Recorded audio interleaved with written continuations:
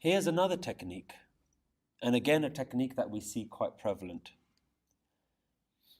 Reading lots of books and being able to quote a lot of Gurbani isn't a technique. Knowing all the right things to say, having an answer for everything, isn't a technique. Guru Nanak Dev Ji says in the next line, Sahas Syanapa Lakh hoye ta ik na chale naal. Sahas means thousands. Syanapa means cleverness, clever ideas, good thoughts, good opinions, good arguments. If you're able to argue your way out of any discussion so that you are on top, you're the winner, you're the one who's got the most convincing arguments, all that does is it adds to your ego. That makes you believe that I'm a giani, I have gyan. And today we refer to people who've read lots of books and who know all the granths and all the Veds and all the part and all the lines. We refer to them with a very inappropriate word. We call them giani. But Guru Granth Sahib Ji and Bani refers to gyan as something completely different. Someone who has known the experience of the divine, they have gyan. Brahmgiani, gyan of that divine.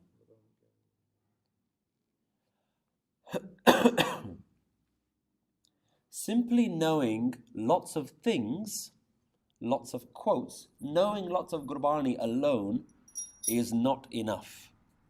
Because that knowledge doesn't go anywhere. That knowledge doesn't do anything for you.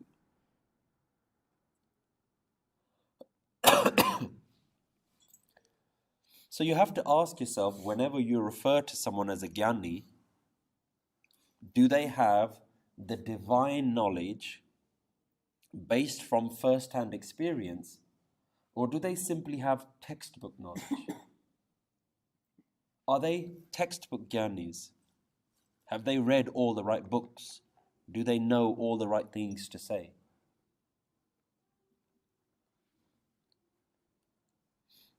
So, Sahas Syanapa Lakh hoye. If I have hundreds and thousands of clever thoughts, clever ideas, clever arguments,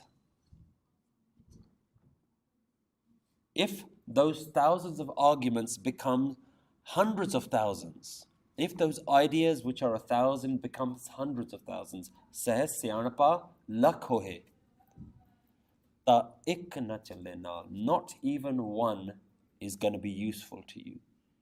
Ta ik na chale naal. In the end, these don't count. Good philosophies, good theories about how the whole universe works, how to obtain enlightenment, theories alone don't help. So at this point, we have to ask ourselves, why? Why does cleansing not help? Why does sitting in silence not help? Why does refraining from Maya not help? Why does reading all the books not help? Because it sounds paradoxical. And yet Guru Nanak Dev Ji is doing something very strategic here. He's putting all of the techniques out there and saying, all of these, that's not where it's at. Why? Because in every single one of these examples, there is the ultimate obstacle in the way. The obstacle is that I am going to achieve this by doing this myself. The ultimate obstacle is that you're still there.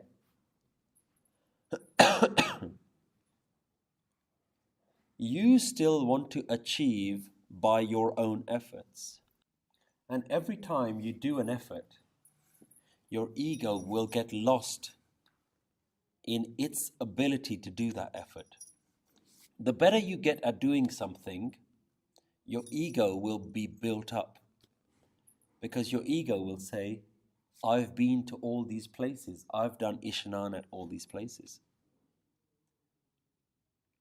You haven't done all of them, I've done all of them. You can't sit in silence, I can sit in silence. You can't meditate, but I can. You haven't read all the great texts, you don't know all of the lines, I know all of the lines. As long as there is an I am that can do these things, your ego will get lost in its delusion that it can achieve something. And ultimately, that is what won't serve you. It's not the meditation that isn't going to work. It's the you trying to meditate that isn't going to work. It's the you trying to achieve purity that isn't going to work. It's the you trying to get gyan that isn't going to work. So then the ultimate question now gets asked and the question gets answered as well.